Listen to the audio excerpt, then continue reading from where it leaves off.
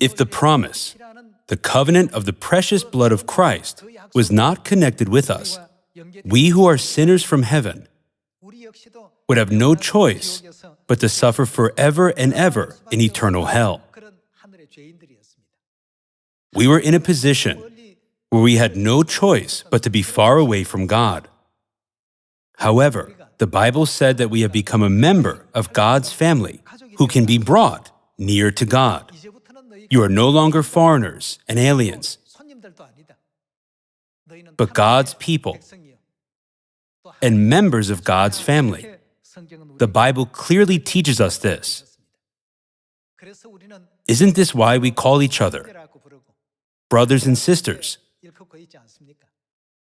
Furthermore, God's family received one characteristic from God. You who once were far away have been brought near to God through the blood of Christ. Although we once were far away from God because of our sins, now we can be brought near to God. Then, what happened to the sin? It means that our sins are forgiven.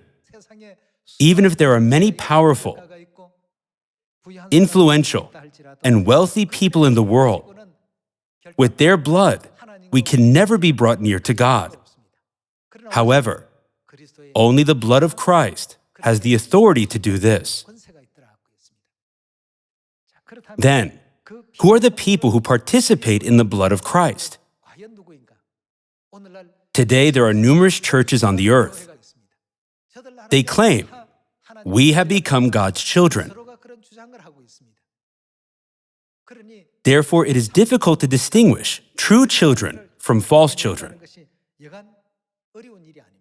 Who are the people who have been brought near to God through His blood?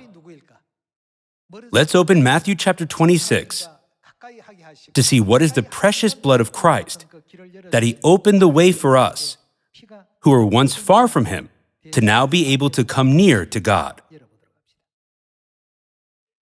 Chapter 26, verse 17. On the first day of the Feast of Unleavened Bread, the disciples came to Jesus and asked, "Where do you want us to make preparations for you to eat the Passover?" Among the teachings Jesus gave us on the Passover, let's go to verse 26. While they were eating, Jesus took bread, gave thanks and broke it, and gave it to His disciples, saying, "Take and eat, this is my body." Then He took the cup, gave thanks. Isn't the Passover wine inside the cup? He took the cup that has wine in it, gave thanks, and offered it to them, saying, "Drink from it, all of you.